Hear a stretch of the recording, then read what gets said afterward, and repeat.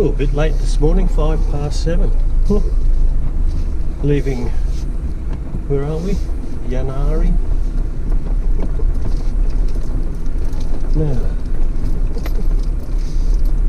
go over here, find the litter disposal places, which are over there somewhere.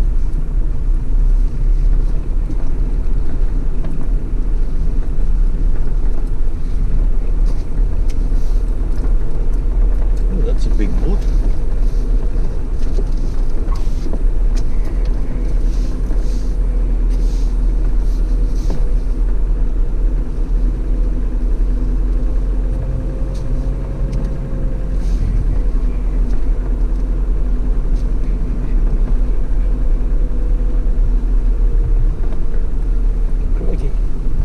It's a bit of a stretch to get out.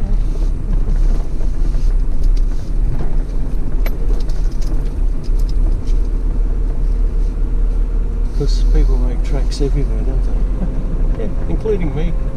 Now I see litter disposal way over there.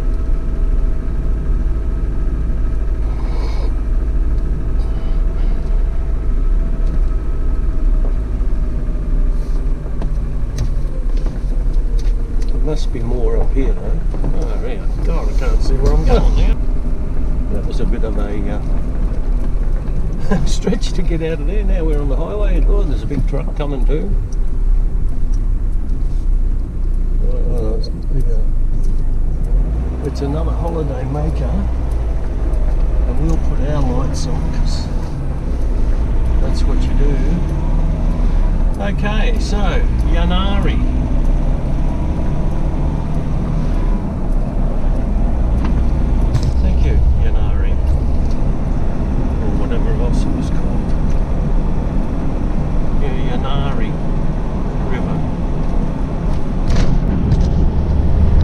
Okay, well, after leaving Yanari, it's now 7:10. It took me 5 minutes to get out of the place. We're heading down towards, well, we're actually trying to get way past Carnarvon today. Bypass Carnarvon, I'm heading for, I think it's Manila. I didn't make Manila yesterday. And then there's another roadhouse called Billabong Roadhouse. We'll go there. There's about 500 k's. I worked out yesterday I've still got 1600 k's to do to get home. So that's comfortably 3 days at 500 a day.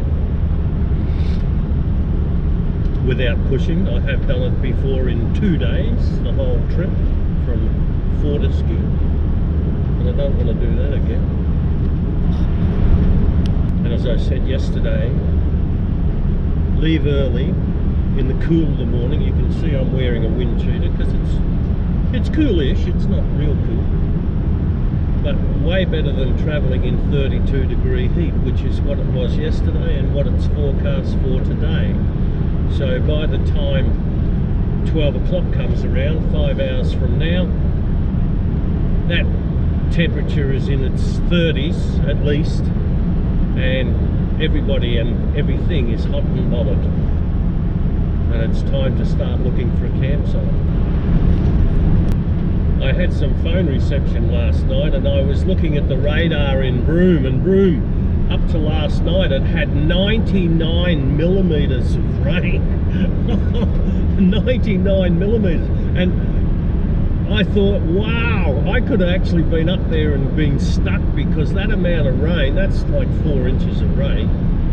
And probably there's roads like flooded, and I haven't seen any reports, but I thought, crikey, I was lucky just to, you know, actually pay heed to the Weather Bureau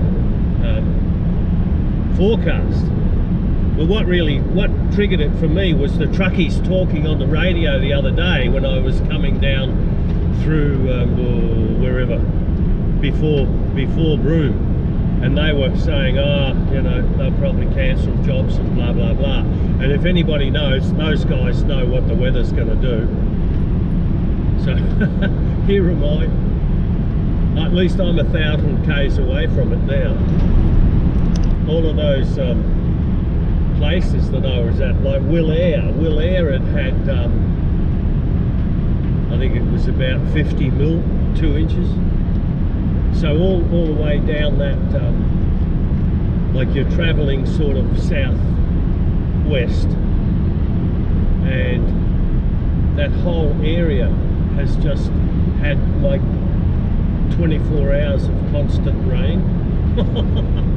I'm laughing, but whew, I could so well have easily been caught in it had I not checked on the weather forecast and listened to those radio intercepts. Well, things that I've learned on this trip.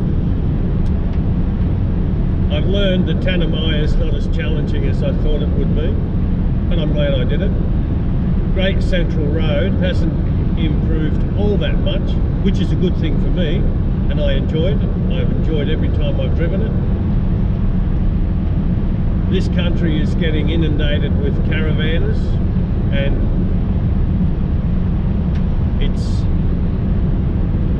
detrimental to my way of travelling, and I'm not all that keen on continuing doing what I've done. I mean, I've done it, so that's that. So my plan is, I've learned certain things about this method of travel, which suits me, but I've started to consider whether the little drawer system, the XTM drawer system, is now suitable for me. It's a bit awkward to get in and out of drawers and what have you, and I might just go back to, well, I might not go back to anything. I'm going to strip the drawers out and the fridge slide and give the ute a very good clean, and then I'll determine what might be best if I want to continue camping at all. As far as the Beast is concerned, the Beast has not missed a beat, basically, apart from that little incident over at Warburton with with Louis and Anthony, who fixed my tyre. Thank you, guys. The Beast hasn't missed a beat.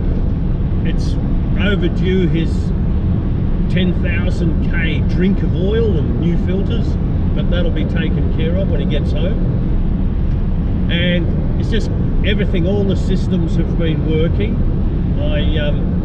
My battery box in the back, deep cycle battery, which I then hooked up to the generator, the dual battery system in this car, that works perfectly. The solar panel, the flexible solar panel, or the fold-up solar panel, works perfectly. I had over 14 volts going into the battery, I think, last night through the regulator, through the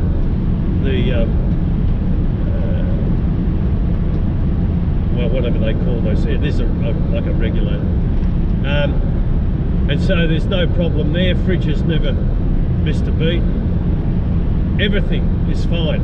It's just that the awning tent has been magnificent as far as having that extra spare room and also a haven away from those flies. It also offers a bit of privacy when you get to a place like I've just come from, where it's that far to go to the toilets. I can set up my little Kmart portable toilet thing in that room. Privacy, wonderful. Everything has worked, even that old rooftop tent. I mean, that rooftop tent is still the best value for money, even though it's old and it used to fall to bits. It's very convenient with four straps to tie it down, and that's the way that it's gone for me. So I'm really happy with that. The problem that I find is, as I get older, I put things in bags and I put things away and I forget where I put them, and I know they're there, but I'm just too lazy to go digging them out, and which is another reason for saying maybe I would be better taking the whole drawer system away and reutilising sort of boxes and tubs like I used to. And of course I know I'm waffling on, but that is all determined by whether I really want to continue. And my instinct says, nah, you've done it, you don't need to anymore, and I might just strip everything out of the beast, give him a really, really good cleanup, and I don't know, maybe just sell him. I do have a use for a ute, a towing vehicle at home, but it seems a little bit over the score just to have one vehicle sitting for the purposes of towing stuff to the local tip. So I have a big think about my future plans as far as, you know, travelling, camping, etc. around this country. It really has worn a little bit thin at times, this trip. And I'm not saying I haven't enjoyed it. I thoroughly enjoyed this trip. But it's just the competition in finding places, and when you get there, people don't do the right thing, or, you know, even last night, there was a generator going somewhere in the distance, and it went all night. Now, I don't know, that could have been a truck for all I know, but I couldn't possibly fathom why somebody would need to have a generator going all night in a free campsite, like a 24-hour stopping campsite. It's just those sort of things that start to annoy you. And I am a grumpy old shit, I admit that. And I have a very low tolerance for idiocy. And that's what I'm finding now. There's a lot of idiots getting around this country. People that don't think. They don't know they're doing it. But it just grates on me. And so that's why I have to think, maybe you should pull yourself right out of that. When I was a kid, and that's a long time ago, before the advent of everybody owning caravans, nobody had caravans that we knew of, and we used to go camping. My parents would take us camping, and we had a huge big 12 foot by 12, 18 foot tent, which had wooden tent poles and all that sort of stuff. And I remember we went down to Warrnambool from Melbourne camping, and we pitched that on a sort of a grassy, it was a camping ground. They weren't caravan parks in those days, they were called camping grounds. Now people might find that strange, but that's when everybody tented. You went with tents and you carted whatever you thought you needed down to the camping ground, and you pitched your tent with guy ropes and tent pegs. Now it's all caravanning and, you know, like camper trailering and all this sort of thing. And okay, I accept that that's progress, but there are still people who like to have the old type of experience, if you like, and we are just not being catered for. And yet we have this abundance of camping shops that are selling all this crap to us, and really, where can we go to use it all? National parks are being closed down, or you have to book online to do all this stuff, right? So what's the point?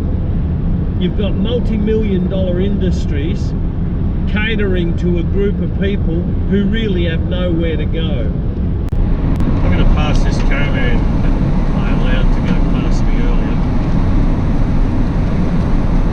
Don't normally, but hey. Okay, we've got a sign coming up here that'll tell me what's happening. Coral Bay Exmouth National Parks on the Warloo Way. Yeah, alright, well we're not going to Coral Bay and we're not going to Exmouth.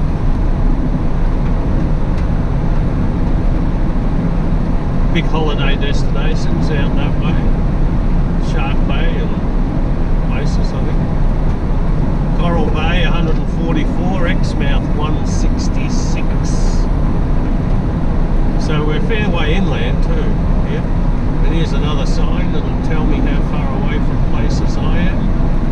Manila 116, Carnarvon 256. Well, we'll get past Carnarvon today. Carrying a passenger here, and I can't get him. There he goes. Look, he's crawling up the windscreen. He's a Yanari fly. I'm taking him into a different tribal territory. I hope he gets a welcome to country. Well, the fly won't need a welcome to country when I let him out, because I just got him. I nailed him. He's now lying at my elbow, writhing. This is another one, a rest area called 49K. We'll go and have a look at this one.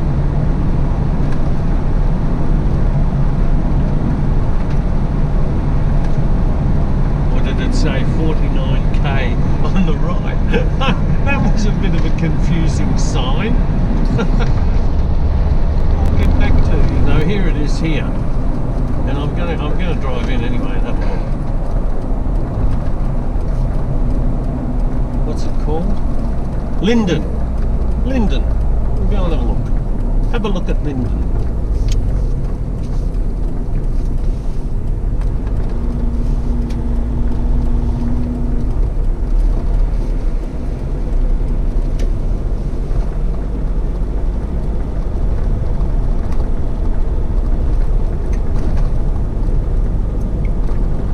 There's a dump point on the right. So all these things are built for bloody caravans. They're not really built for campers. You can't, warnings, area subject to flooding. You can't actually pitch a tent. Well, you could over there, I suppose. There's a toilet. See, they've got these little mounds, and people will drive over those little mounds. It's near it's got little picnic benches there, and it's near a river, which is a dry riverbed. Yeah, see, it's not really suitable for people like me camping. You can't put your awning tent up.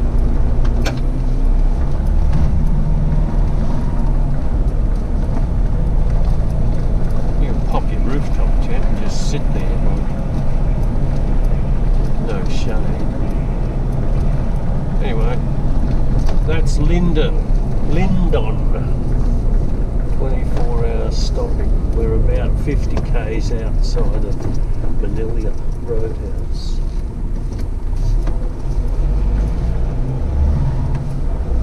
I mean, I suppose a lot of people like camping in car parks, but I'm not one of them. So I have sort of specific ideas on places that I like to camp in. And unfortunately, some of these roadside stops are not those places. That place Yanari that I camped in last night, for instance, right? Even though it was dusty and, dry and all that sort of thing, if you can get away from that car park atmosphere type thing, which is where all the caravans like to go, I was actually able to peg my awning out and the awning tent attached to it, and it was the easiest way. It would, hammering in tent pegs and stuff like that, just for convenience. It was great, and even pulling them out this morning was easy.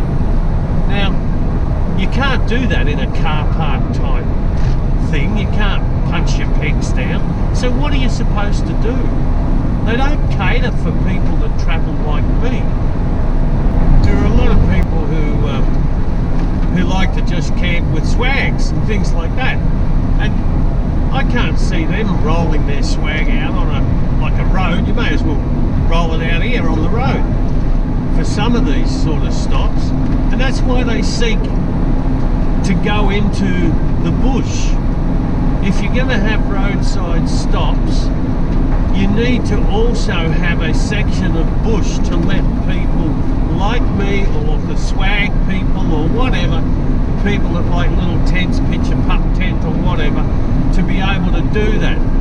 And I do remember a place that I ranted about it, going across to South Australia once, and it was an Aboriginal owned place, and they fenced off a beautiful little section of bush which was ideal for people like me, but no, they fenced it off, and all you were left with was basically a gravel car park to pitch. Now that's okay for caravanners, they don't give a shit, because they can step into their nice little luxury boxes, but people like me need a little bit extra, and we're not getting it, and we're not being catered for.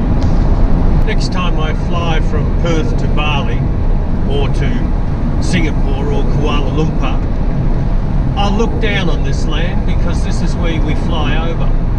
And I'll think, yeah, I drove down there, and it takes a long time, whereas if you leave Perth, you can be in Denpasar in 3 hours and a bit.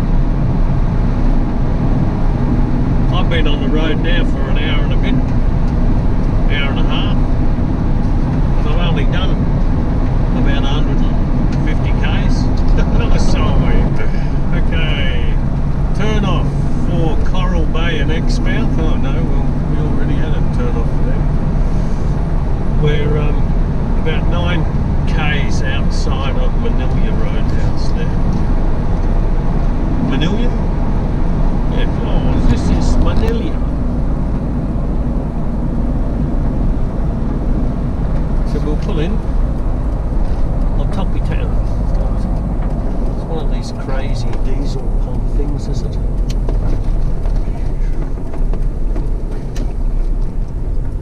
What's the big drop? Diesel. Oh, yeah.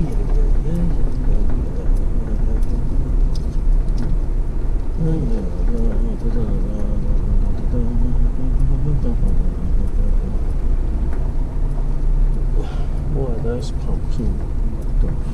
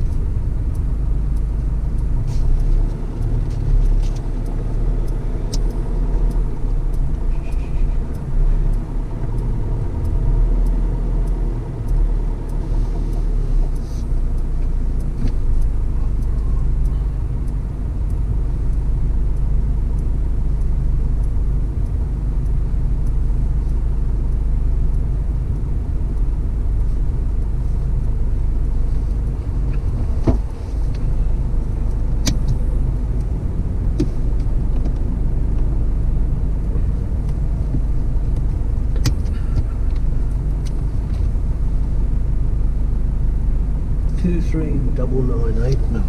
Okay.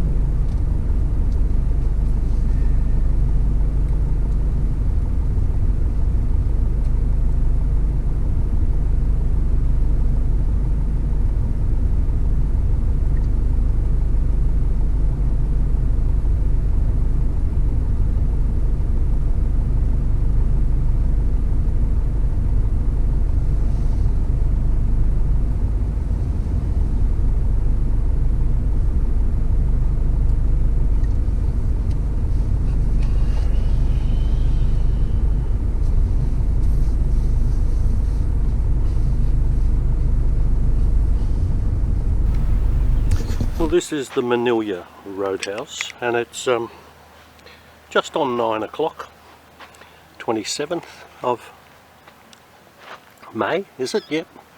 And I'm currently stopped. I've just got fuel at one of those houses, and this is the Roadhouse.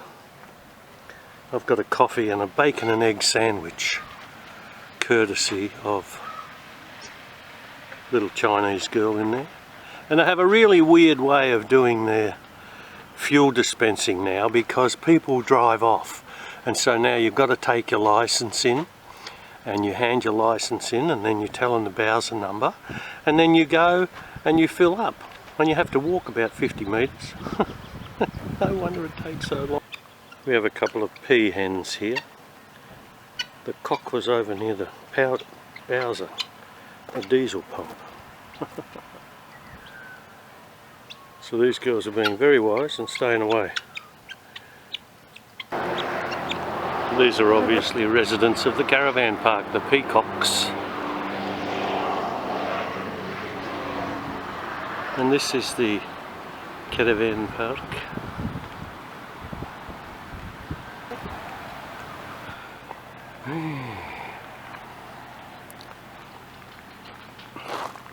Manila Bridge.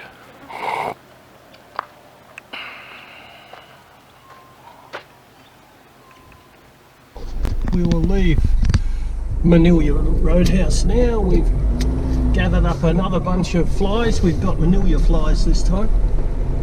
And had a little chat to a fellow who's been fishing up on the Fitzroy. Heading back home as well with a freezer full of fish, which is good.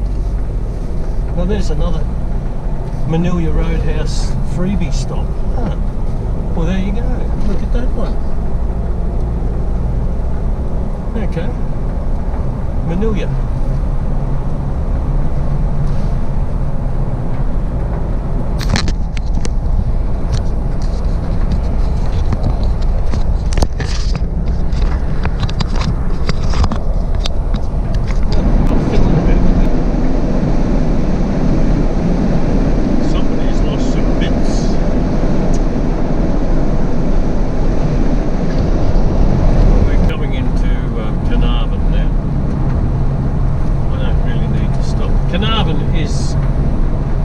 The equivalent of Coffs Harbour. This is the west coast's Coffs Harbour, where they grow the bananas. Carnarvon bananas. Organic farm.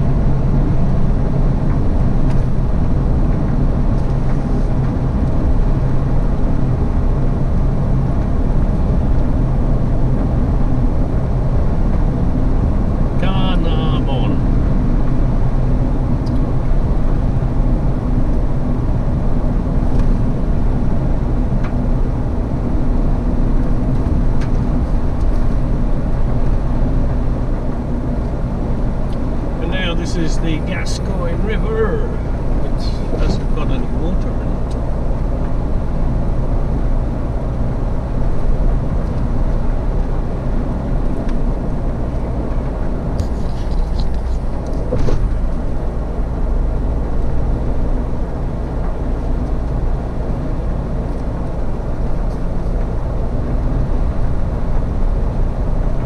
Lots of bananas.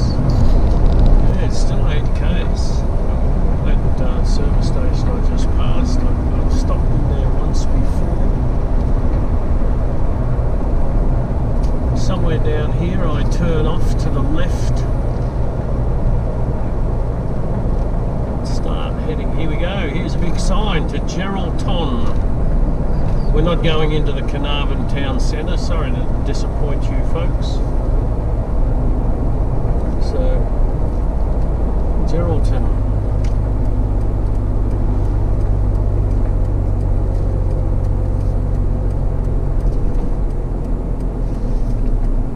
Look at them.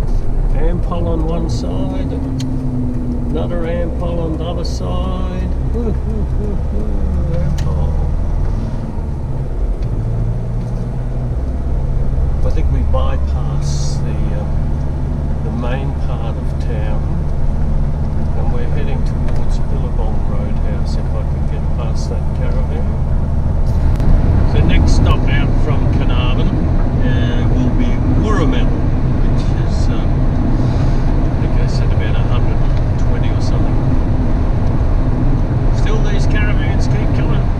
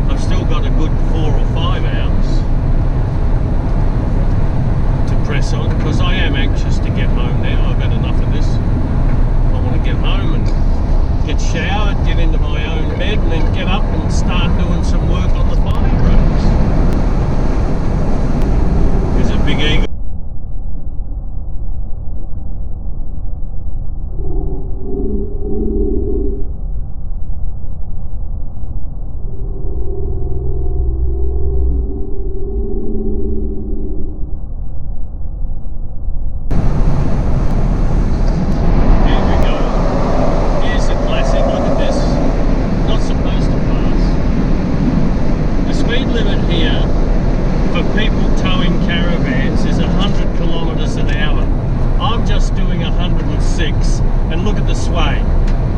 And that's a guy that comes from this state and should know better. And he's been up my jacksie for kilometre after kilometre, and I'm sitting on 100, averaging 100 k's, which is what the speed limit is for him. I can do 110 if I want to. So tell me, where's the logic in that? That just shows you the idiots, the numpties that are getting around this country, towing fucking shit boxes on wheels. What we need out here, Mr. Roger the Cook Premier, is more police presence on these roads. Get a highway patrol going, and you'll soon hear all you people, you road safety people, wanting to reduce speed limits and all that sort of shit. What you need to be doing is getting out here and picking up on these people and fining them. You'll soon you'll make a lot of revenue, but you'll also teach them a lesson. They know they can get away with it out here. I haven't seen a police car. I saw one in the Northern Territory. You saw me get breathalyzed at Timber Creek. Where's the cops out here? I mean, just as an example, I've got a Toyota, probably 4-wheel drive, sitting behind me. He's been sitting behind me for ages, and he's sitting on the speed limit. Well, he's actually below the speed limit because I'm doing 103 and so is he. And yet he's not towing a caravan. And it's windy out there. It's gusty. Here's a fellow in the 4-wheel drive, and he's just passed me. He passed me earlier too. But like, I'm doing 101. I mean, he can go and do 110. That's fine. He's not towing anything. But he sat behind me quite comfortably for ages without wanting to pass, and then decides, well, I'll pass because I'd actually slowed down. Jeez. Then they wonder why people die on the roads. Here's another one.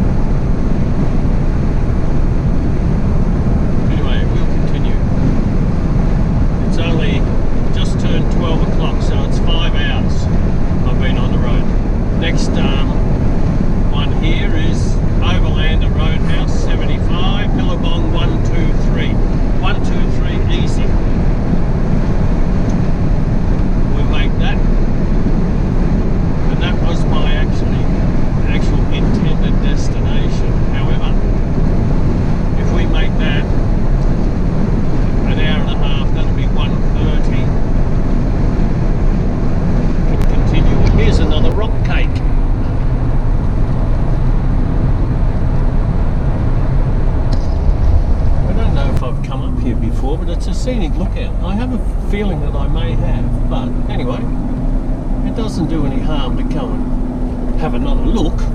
Have a look, have a look. No camping up here.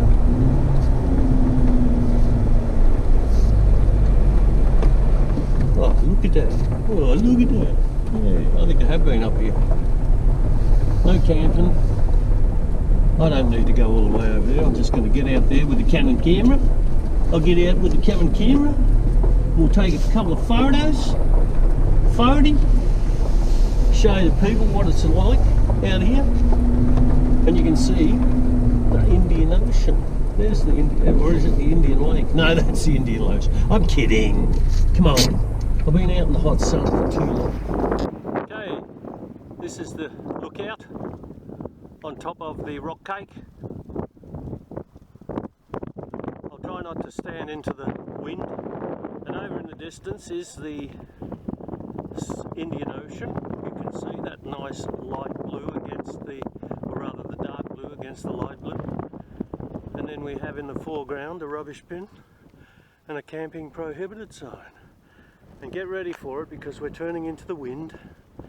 But there's the road that I just came down. That little sneaky looking bit in the middle. Yay! And then there's the road that I just came up. And we'll be following to go back down that way. Okay. Well, there you go. Down the windy road. Oh, I hope nobody else is coming up. Oh no, no, no. Oh no. And then we'll be back on the highway.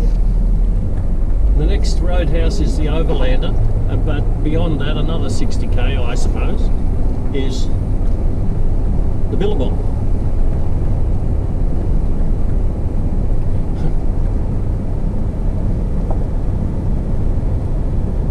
Now look for traffic both ways. Look left, look right, look left again.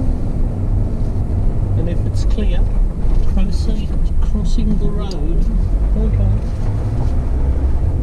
Alright, so there we are. We've been on top of the rock cake. Oh, look at that. That's caravans coming. Just made it in time. Drag your caravan up there, mate. Go on, have a look. Go on, go on, go on. No, it's moved it. Please don't go. We just crossed over the 26th parallel. We're now left the northwest. So I guess we're in the southeast. I don't know. We passed the Tropic of Capricorn a long, long time ago. And I didn't put it on the video. Oh, look out. Here's a little Hyundai. A Hyundai Tucson. Who's passing me. Anyway, we've passed the 26th parallel. That's for those who are interested in geography. If you get a map of the world or a globe, you will see the 26th parallel and it goes all the way around the world. It's an imaginary line. All these feral goats here, look at them. Got rid of them. Oh, plenty good curry there. Oh, good curry. Very good. Having a little bit of a refueling stop here, are we? Yes. Oh, yep. You're only 60 k's or less from the Overlander. Well, this is the Billabong Roadhouse coming up. So we need to get fuel here. And I think we're going to continue on because it's only, I was actually 10 minutes short of my estimate. Now, let's see, where the diesels. There we go.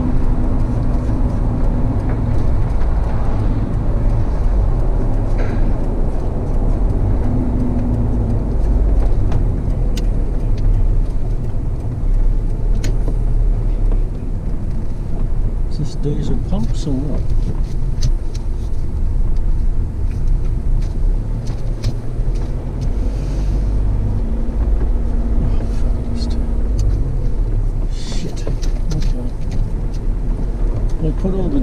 pump's in the wrong spot, really.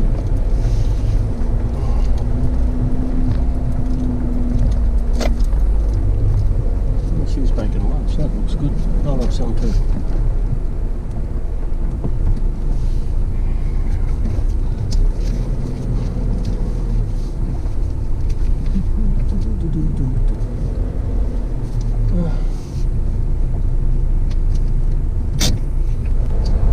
Right, we're leaving the Billabong Roadhouse because I just had a little cheeseburger and a drink of milk, and Geraldton is 2:33, but we'll see what happens in the meantime. It's quarter to 2. 233 is roughly three and a half hours. That will be about 5:30. It's getting a bit late. We'll see.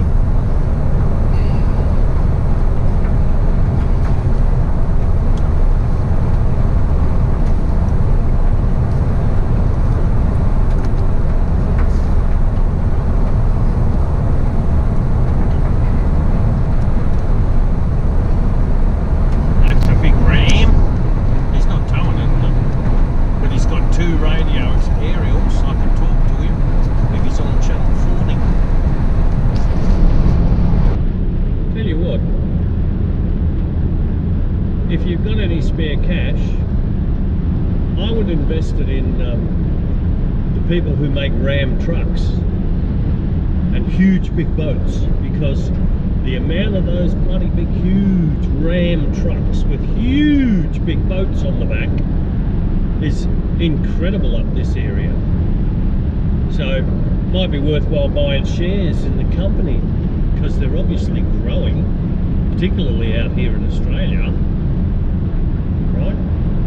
I wonder how many tariffs, how much tariff Trump has to slap on there. I think we got a broad 10%, didn't we? So add on 10%. What are they? About 150 grand or even more for a big Ram truck with 10% on top of that. There's another 15,000. So 165.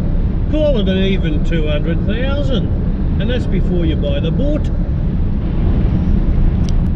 I mean, I got an idea that Ram will take over from Toyota as the vehicle of choice to tow the caravans. Even the Ford Rangers, they're becoming a bit, you know, Ford Rangers. Gotta have a Ram or a Chevy, big Chevy. A few of them around too. They must be cost about the same amount of money. Geez, some of these guys push these trucks. I'm doing 106, and this guy comes flying up behind me. It's a maintenance truck of some sort. Oh shit, they can move along.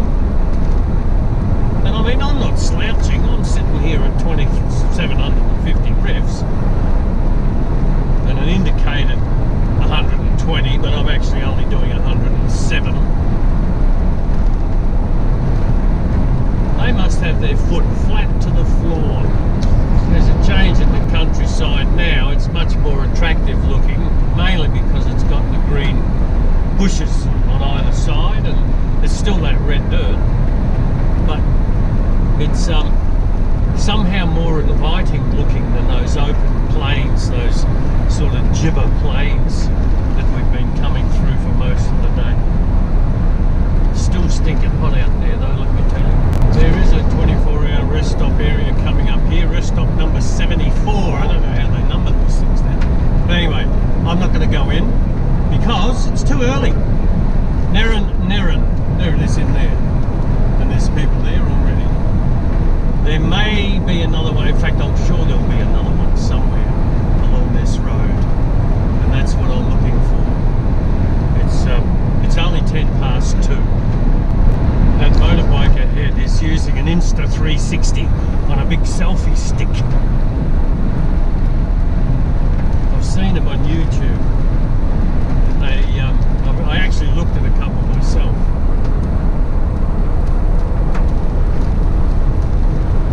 Maybe give them a try sometime, because they look forward and backwards. Past another 24-hour stopping place just back there called the Galena River, and it looked quite nice decided I just want to keep going for the moment. I'm 91 kilometres outside of Geraldton right now, and I'm thinking I might make a caravan park in Geraldton, be able to have a shower and wash some of this dust and grime away from me. And then plot my course for tomorrow and probably the next day. It looks like it's going to be two nights, tonight and tomorrow night, before I get home. But anyway, that's okay. We're not in a busting great rush, although I'd like to get home ASAP if I can. There goes that motorbike again. There we go. There's all the open wheat fields. Is it wheat they're growing there? I don't know, but there's a farmer out there working hard, creating a ball of dust. So, Northampton, 50. Northampton via Kalbarri, 170. I don't think so. We'll give Kalbarri a miss. I might have to consult Dr. Google in Northampton and just see what the options might be. Dr. Google actually works out pretty good when you want to do a quick analysis of where you are and where you want to go. I wouldn't rely on Dr. Google all the time, but as an indication, not bad. But this looks like we're coming into Northampton. We're 46 k's from Geraldton. However, they boast a caravan park here, at least they had a sign, so it might be worth a little look. Being it's 25 minutes to 4. Oh, look, it's a bit green. There's green trees and stuff. Let's slow down. If I can find the sign to the caravan park. Northampton, established 1864.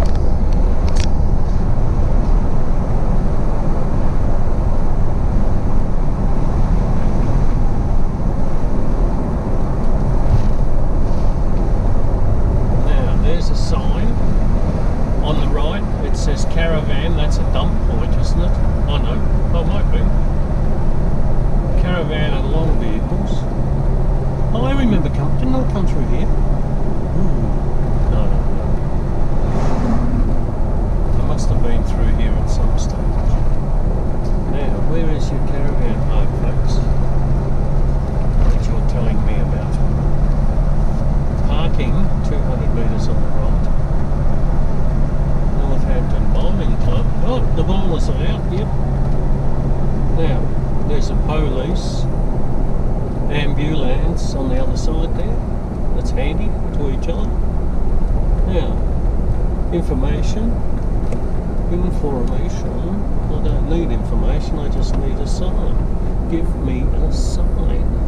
Oh, this is a pretty little place. Caravan and long vehicle parking. There's a pub. Look at this. What a lovely joint. Cafe and bakery.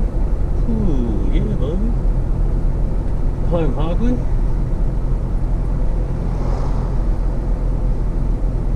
Iron Jack. Little pub.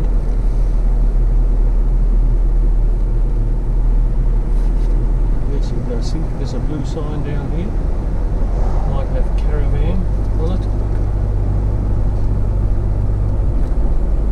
I'm not really a caravan though, am I? No, that's, oh yeah, caravan. Caravan, let's go and have a look. Have a look. Caravan. Community Centre, Public Sports Club. Let's go look down here. Look out, kids, I'm coming through. Continue on Stevens Street for 800 metres. Oh, there's a caravan park there. Okay. Hang on, we're going to do a U-turn. I wonder. Let me go and do a U-turn.